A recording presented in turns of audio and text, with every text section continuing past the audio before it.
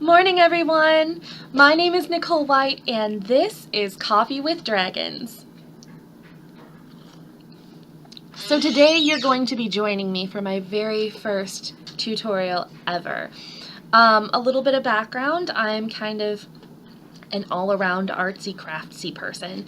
One of the things that I do is I do wire wrapping. I do a lot of wire wrap jewelry. In fact, I make most of the jewelry that I wear myself. So today I'm going to be showing you how to make this really cute little wire wrapped bangle. It's obviously adjustable, you can see. It'll fit right on your wrist. It'll slip just about on any wrist. You can make it slightly larger, slightly smaller, depending on what you need. The skill level needed for this is probably intermediate. I personally don't think the technique is very hard, but then I've also been practicing a lot. I've been doing a lot of wire wrapping, so if you're new, please don't get frustrated with it. You probably hear this a lot, but practice makes perfect, and that's exactly right. That is the truth of the matter. So I hope you learned something, and I hope you guys enjoy this tutorial. All right, let's get started.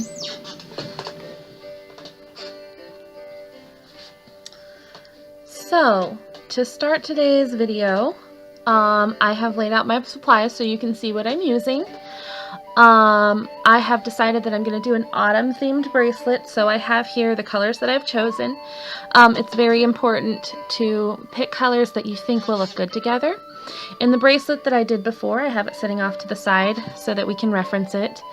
And first of all, I'm going to apologize for the quality of this video.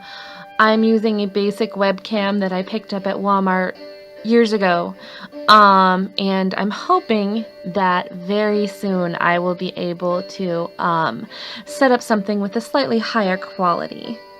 But today we're going to be using this webcam. So as you can see with this bracelet, I used red beads here, gold beads, and river pearls. I also used so it was more of a Christmas themed bracelet, this last one. But this one we're going to do today is going to be autumn themed because it's practically autumn and I'm super excited. So I'm going to be using these gold kind of faceted beads. They are 6 millimeters, and then I have this 6 by 8 millimeter orange faceted beads that I'm going to be doing, and then these little glass, they're kind of blue and orange and gold beads. All of the beads that I am going to be using today are by Color Gallery. I picked them up at Hobby Lobby. A lot of the stuff that I get is from Hobby Lobby, but you know, you can get craft supplies just about anywhere you go. I also use Parawire. It's my favorite wire to use. The non-tarnish Parawire. I have my favorite colors to use are copper. So I have, although I do have silver and gold. There's you can get antique copper, and you can get the bright, like, natural colored copper. I'm going to be using like the natural copper. You want 16 gauge and 22 gauge are the ones that I use for this bracelet. And for those of you that don't know, the smaller the number on the gauge, the larger the wire. So 16 gauge is the bigger wire. You can kind of see. And 22 gauge is the smaller one that we will be doing wrapping with. And I also have my tools set off to the side. I have a whole bunch of tools, but the ones that I mostly use are my flush cutters, my flat nose, and I actually have another pair setting off to the side that I may be using to help me with some things. And I have 2 sets on screen that you can see of these 3-in-1 pliers. The 3-in-1 pliers, I get them at Walmart. They're obviously, the pink one's my favorite set, well used, but they are so worth the investment. You can pick them up for a little bit of nothing. They're very handy to have when you need something just, you know, gripped or rolled. I do have regular round nose pliers, but the round nose pliers don't have this handy little flat bit here, and it also has a cutter, and these have just been so useful to me in the past. So I think it's well worth the investment to get a 3-in-1. Also, excuse the squeaky chair because that is going on as well.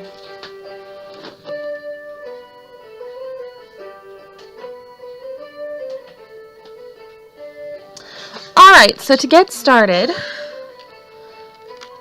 I have a few things set up here. To get started, we'll move the tools to the side a little bit so you can see what's going on. I'm going to move the beads. And the first thing you'll want to do, of course, is cut your wire. So I'm going to take some wire off here. And I'll be honest, I'm one of those bad crafters. I do not measure my wire. I sort of guess at the measurement of wire. So you can see what I'm doing here. I'm using my fingers and my thumb braced against the wire to kind of pull it and straighten out the kinks. If you've been doing wire wrapping for a while, you've probably already figured that out. So I would say this piece of wire is probably almost 2 feet long. I usually keep my scraps, so I use my scraps in other things like earrings. But for this you want the wire to be roughly the same size. So I would say let's cut a piece that's about a 1.5 feet. Roughly 1.5 feet. You'll need 2 pieces of the 16 gauge wire for this, so you'll want 2 pieces of wire 16 gauge cut 1.5 feet. For me, that's about from, you can see where the wire is, from where, like, the end of my palm to my elbow. And I know everyone is slightly measured different, but that's how it measures on me. Okay. And like I said, I don't measure, so with the 22 gauge wire, you're going to want a big piece of this wire, because this is the wire that we're going to, you can kind of see it, even though the quality is not fantastic. This bit here, this wire is going to go around the entire bracelet. So if you don't have a big enough piece of wire, you can run short. And if we run short, it's not a really big deal. There are ways to add wire, and I can show you that. I may show you that in this video if I end up running short myself. But it's just better to start with a bigger piece of wire, in my opinion. So I don't measure, I just look at it and say, oh, well, this looks like a big enough, long enough piece. And the more you practice with wire too, one of the things that I've learned is that the more that you practice with it, the better you get at guessing about how long it needs to be. So, the hardest part about this is always starting the wrap. And so, because you're dealing with 2 pieces of wire at the same time that are not held together. Sorry, I'm just going to put my wire to the side there. And it's kind of hard. I'm just going to straighten my wire here with my pliers, get it kind of even, get it kind of flush so that it'll lay straight together. And I'm kind of watching the video as I do this stuff to try and make sure that you can see what I'm doing. It's as my first tutorial, it's kind of hard for me to make sure that I'm doing it so that you guys can see how I'm accomplishing what I'm doing. But as you can see, I laid my 2 wires flat together. And then I'll take this wire and I'll start wrapping it. Now, I'm using, I'm gonna actually come down a little farther. We'll come down about there. You want a good amount on the end of your wire here because these are going to be curled up and you don't want your curls to be too small. But I'm going to start with this piece of wire. As you can kind of see, it's hard to see, but I'm going to kind of try and show you. I've got my littler wire held in my fingers here. This kind of secures it, while my bigger wires are pinched in my thumb and forefinger. That kind of helps me keep a hold of the pieces as I work. And for this one, I'm going to wrap the smaller bit of wire that's sticking out from the big wire. I'm going to wrap it around the end here. This is going to hold the wires together. This is going to start our wrap. I'm going to move them up. Yeah, I'm going to start our wrap. So I usually wrap this wire about 7 or 8 times. I like even numbers, so I usually go for 8. Let's see, how many is that? 1, 2, 3, 4, 5, 6. So 7 and 8. All right. And once you get that wrapped, I always make sure that make sure that your pieces stay together. You notice how mine slip. That's okay when you're starting out. As you go, your pieces will stop slipping apart. So if you're having a little issue like holding your pieces together, don't worry so much about it. It's okay. I tighten my pieces. I always flatten them, make sure that they're flush together. And then I take the flat nose pliers and I will crimp.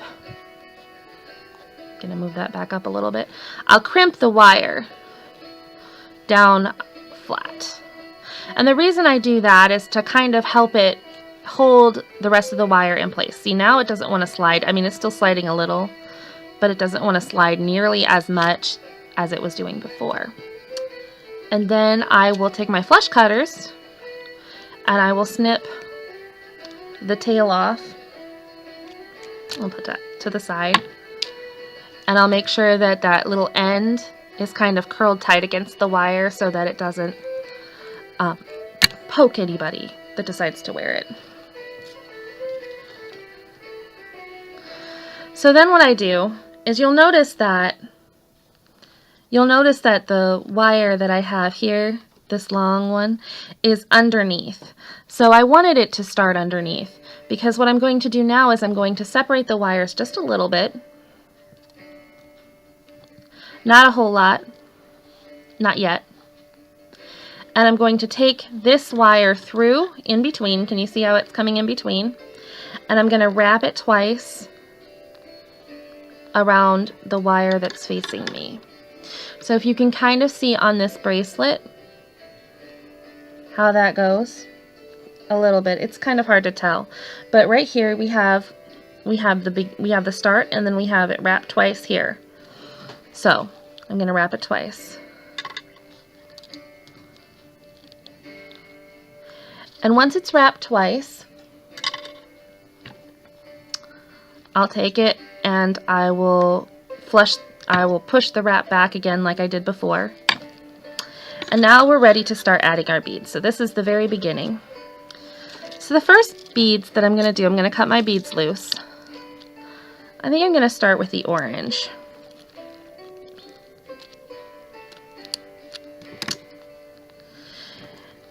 Whichever bead you want to be like your main accent bead is the one that you want to start with in this bracelet, because it gives like a center focus to the bracelet while the others sort of complement the main color. In this bracelet you can see that the main colors are the main accent beads are red, and then we have the gold and the pearl. So for this one, what you want to do is now make sure that your wire is brought up between, make sure that your thin 22 gauge wire is brought up between the two 16 gauge wires.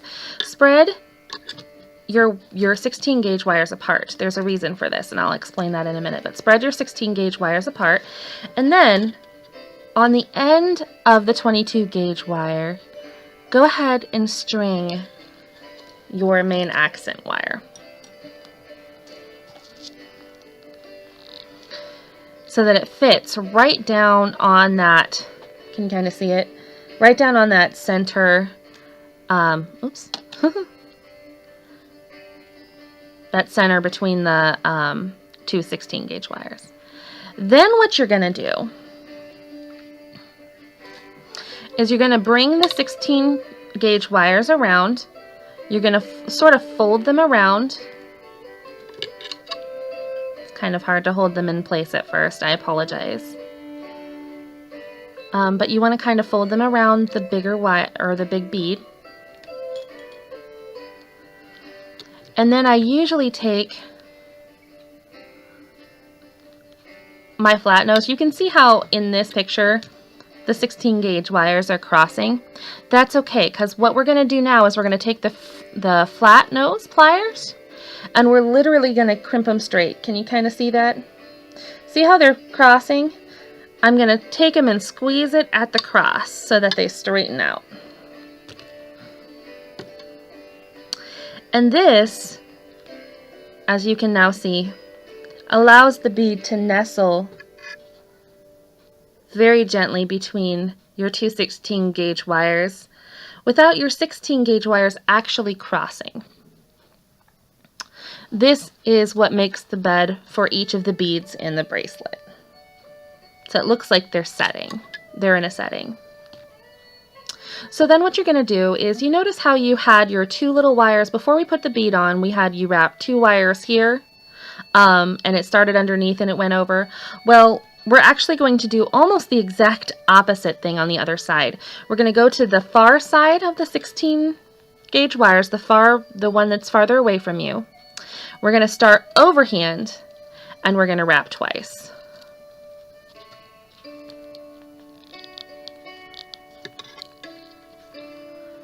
And you definitely want to make sure that you make two wraps. It may look like it's only, I'm just double checking my other work to make sure that there we go.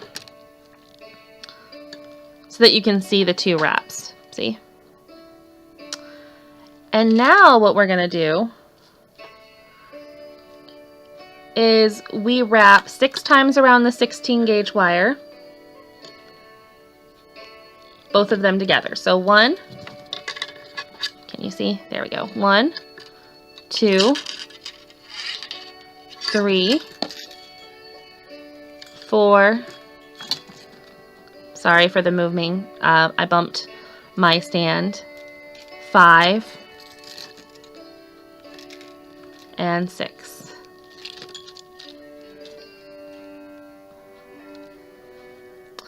Again, double check that your wrapping is tight using your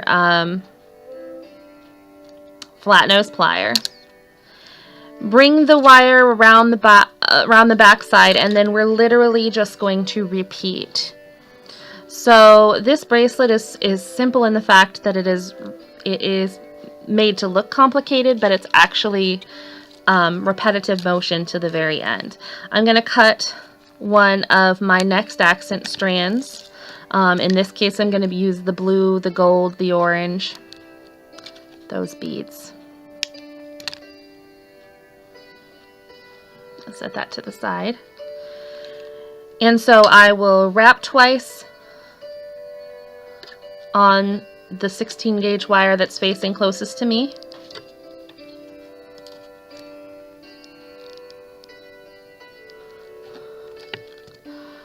I'll make sure that it is down as far and as tight as it can go. Then I'll separate it.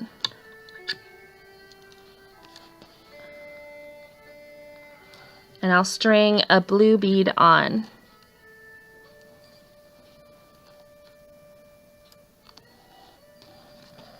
And same as we did with the orange wire, then I'll bring my 16 gauge wire tight, just like that.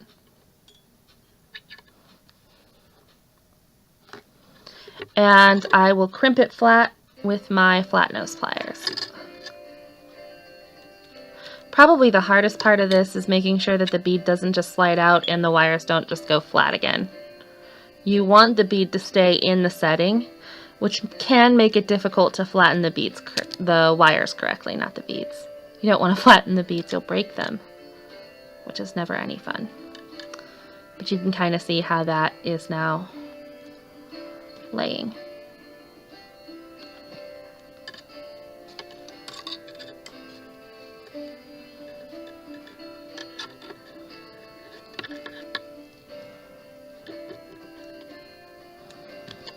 And we'll repeat. So you go out and do 2 wraps around, do 2 wraps around the outside, and then 6 around both of the wires together.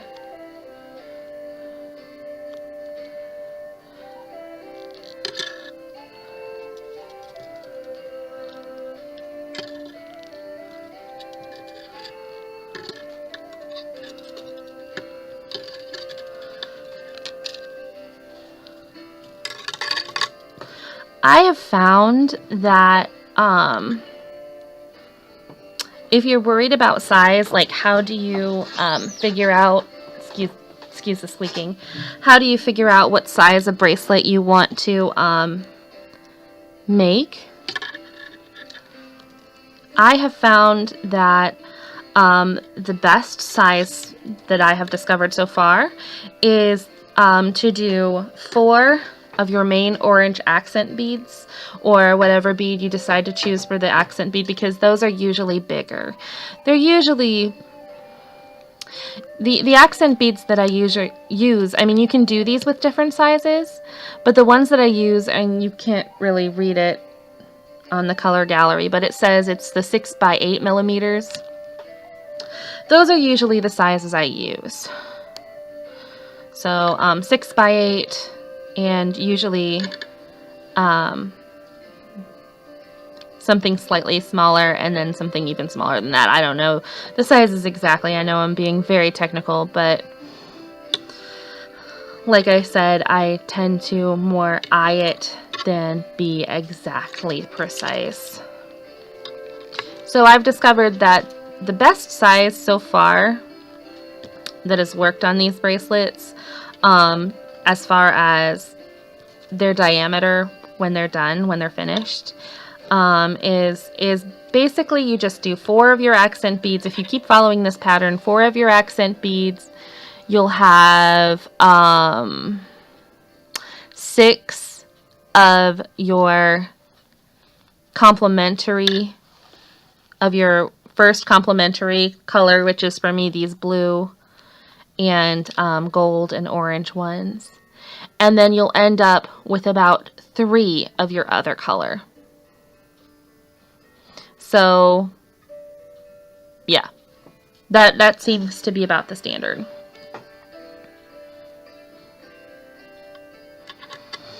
So now I'm going to do my other color, which is this gold, the gold 6 millimeter pieces. And I'll cut them loose.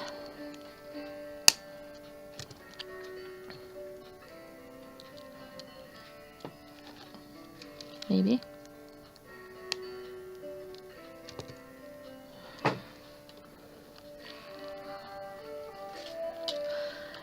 Alright, so then we just string that on, and we basically repeat, only after this bead we'll repeat in reverse. And what I mean by that is, right now we're going orange, blue, gold. As you can see, it's orange, blue, and then gold. And then we're going to go blue and then orange, and then repeat.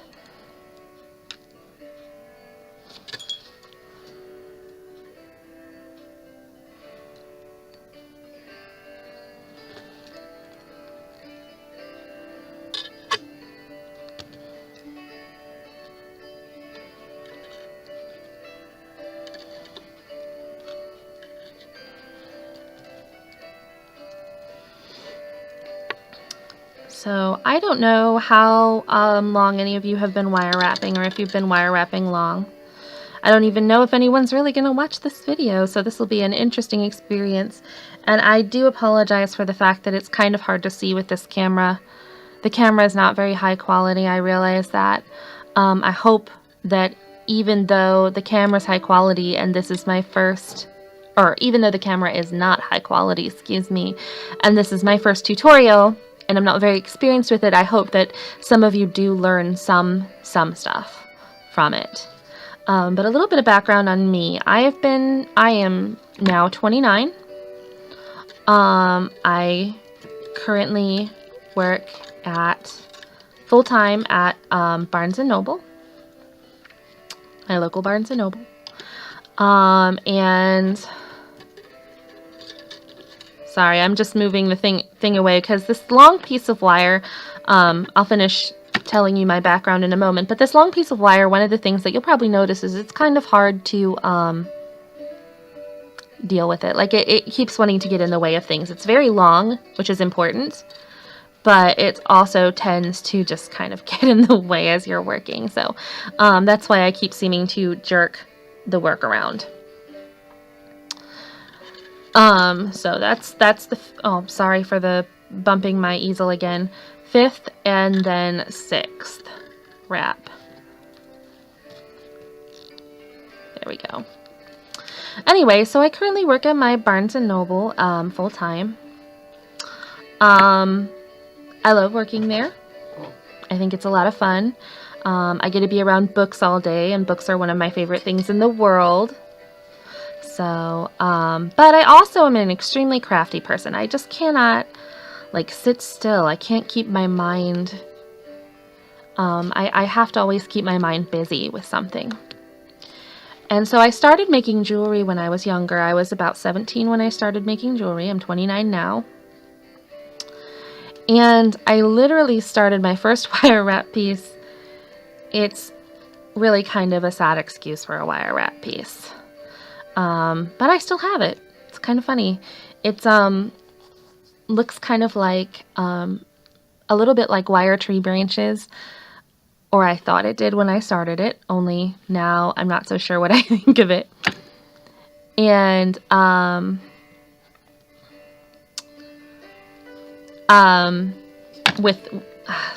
do apologize, I keep bumping my easel and it keeps yanking my work around. As I do more of these tutorials, I really hope that I will get better at, first of all, not knocking my easel around, and second of all, hopefully I'll get better equipment. But okay, so we're gonna put the second blue bead on now, and then the next bead will be orange. So I'm just keeping you updated. But anyway, I started, yeah, so this necklace that I made looked, an earring set, it looked like kind of like wiry twigs, or I thought it looked like wiry twigs with crystals on the end. I've come a long way since then, but I've been wire wrapping jewelry since I was 17, which means I've been doing it for 12 years? 12 years. And I've gotten relatively good at it. I'm not as good as I would like to be, but then all art is about learning and growing even more in what you're doing. So it takes some time, it takes effort, it takes practice, and it definitely takes dedication.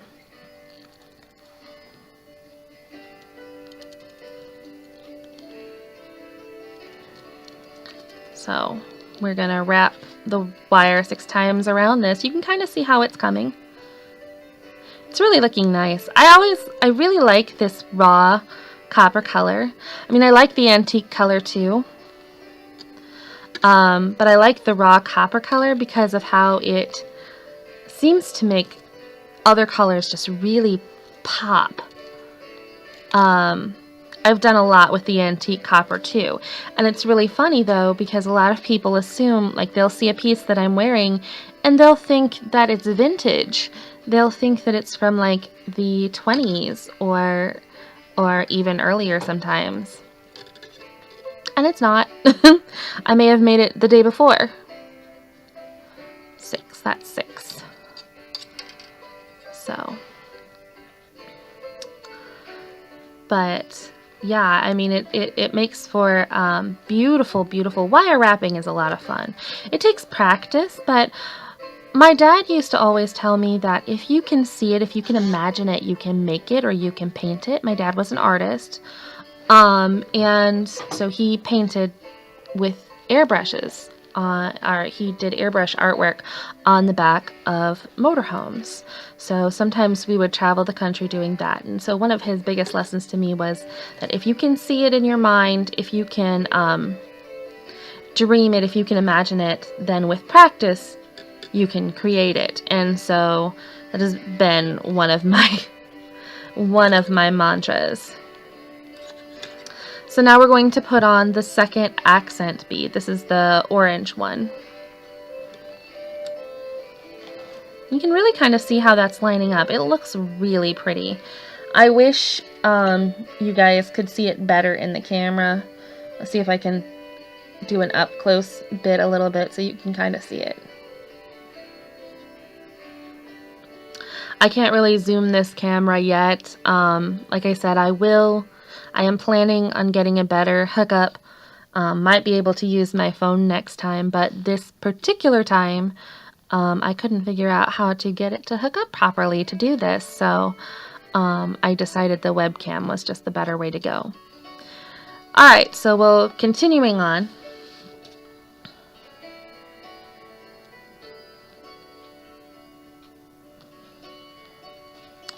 This bracelet is a lot of fun. I've made several in different colors. I have a blue one with pearl accents.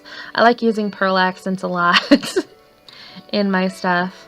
Well, like I'll use a crystal as a main color scheme. And then I'll use pearl to sort of give it just an accented, almost rich. Pearls tend to add like this they have like this muted beauty. Personally, I like crystals and I like stones, but pearls have like this muted, almost antique beauty about them that sometimes just really adds to a piece.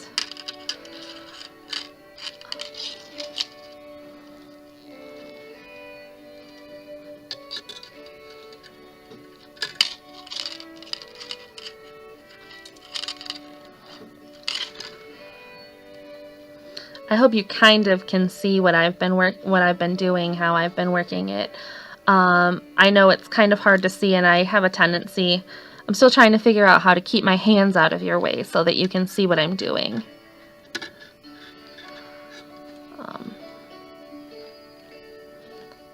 But hopefully, for a first tutorial, this one won't be too bad. That's my hope. So now we're going to add another blue bead because the pattern is going to continue like it has for this. This is a first set. This is what I call a first set. Total we'll have about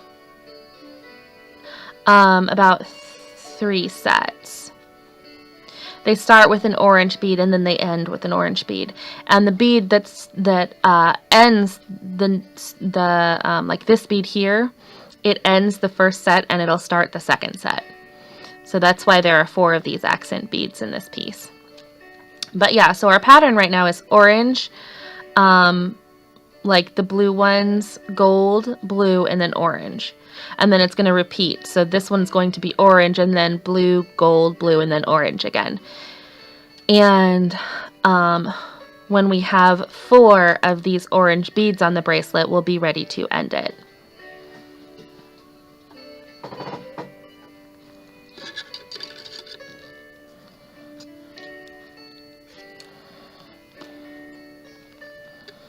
You can kind of see why it's important to make sure your pieces are long enough. Like I said, I have a tendency to not measure exactly. I eyeball my wires as I work with them. This has a lot to do with the fact that I've been doing it for a long time, so I kind of already know how long my wires are supposed to be. For people who are just starting to wire wrap, if you continue practicing, if you continue doing this, if you continue working with wire, you'll eventually get a sense for it too. Because that is one of the things that comes with working with your art. A lot of art, and a lot of artists will tell you the same thing, that art is not so much about do it exactly this way as it is about how it feels and how it works together. There are tips and tricks that you learn as you work as an artist that almost becomes inherent. Like, you don't think about the fact that you know these tips and these tricks. Like, for instance, the way that I'm wrapping this wire. I don't know if you can tell, but whenever I wrap the wire over, I'll lead with my forefinger and switch to my thumb. Did you see that? I'll lead with my forefinger and switch with my thumb. And this helps keep, because I can pull the wire tight then with my hand, it helps lead it close to the other wire and keep it close to the other wire, so I don't have to worry about flattening it as often or trying to smush it together. It's something I don't even think about anymore, but I just happen to think, oh hey, this might be a trick that someone should would find useful.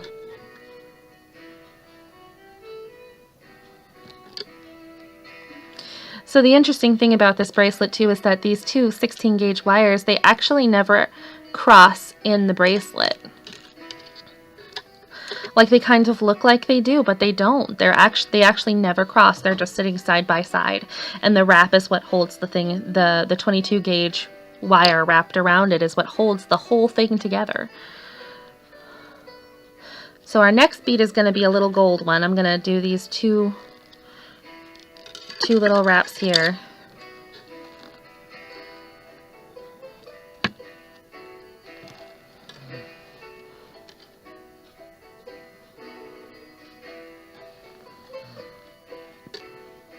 And you'll probably have noticed by now that when you do the two little wraps and you get, like we started when we did the first one, we started under and came over. But ever after, it's been over. That's normal. You can't really see it on this bracelet very well because of the quality, but that's normal. You start on the very first bead, you start under, and then you go over. And then on the next bead, when the wire comes out from underneath when the 22 gauge wire comes out from underneath the 16 gauge wire that's facing closest to you, it's going to be over top, and that's fine. That's natural. That's just how the beads are going to fall. You won't even notice it, honestly, in the bracelet when you're done. Unless you're like super picky and ADHD about it, or OCD about it. Which, I mean, even if you are, and I tend to be, after so many years of doing it, I tend to be a little bit perfectionistic with my stuff, where I want everything to be flat and flush. But even so, I mean, that's how the bracelet works. It's not going to, there's really not much you can do to change that. That's just how this particular bracelet falls.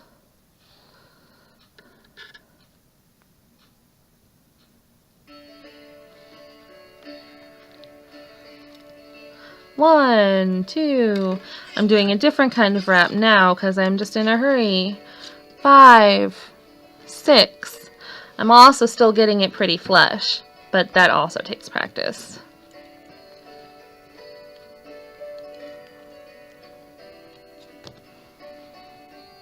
And then separate them.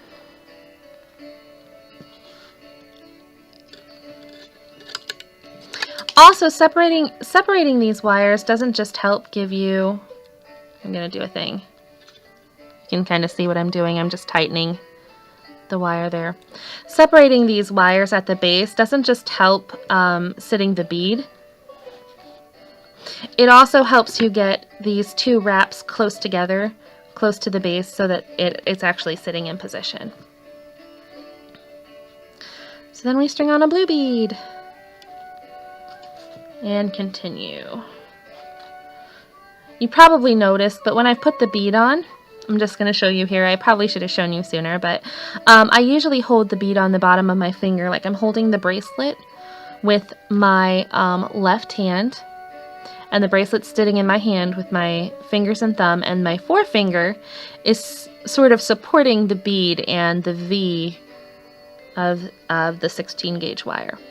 And the 22 gauge wire I pull back over the top so that it is out of the way when I am bending the 16 gauge wires into the frame.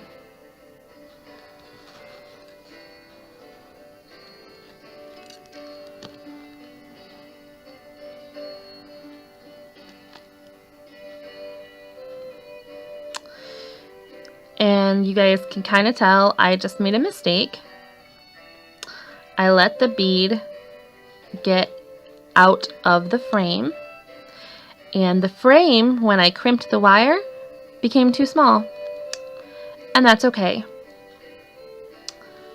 What you want to do for that is kind of rebend the wire and the bead back to where you want it to be, and just recrimp. Like, it's not hard. See there, now it fits. Another thing that my dad taught me as an artist was that you're gonna make mistakes.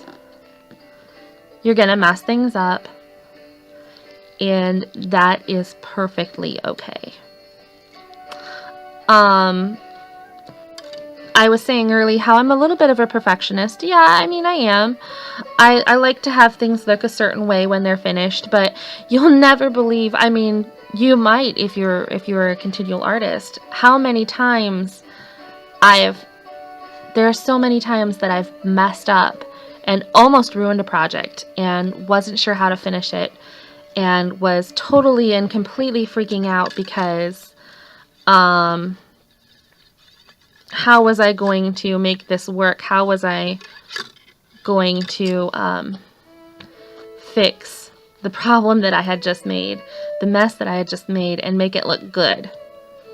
You don't want to redo all the work every single time you mess up. I mean, you'd never finish anything if you did that. So the trick to becoming, I think one of the tricks to becoming an artist, and one of the lessons that I've taken away from my dad, who worked as a professional artist for years and years and years, is that, you've got to keep, even when you make messes, you've got to work on just fixing the problem with what you have. Make something beautiful out of the mess. I'm going to set this down for just a second. Okay. All right, another orange bead. This will be the third orange bead in this bracelet, which means we're almost done. We have one more set to do, and then we will finish this bracelet.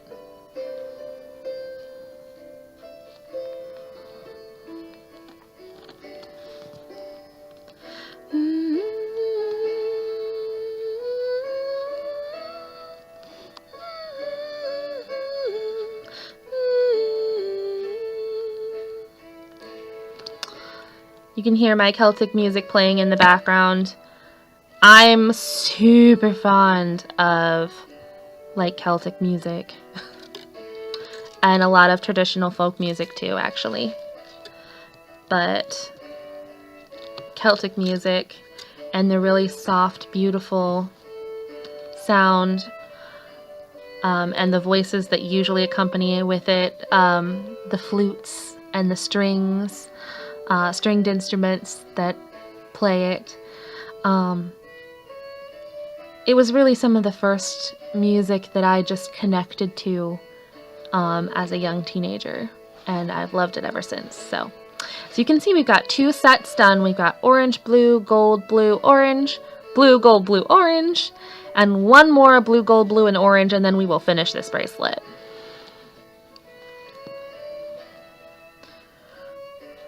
3, 4, 5, 6. There we go.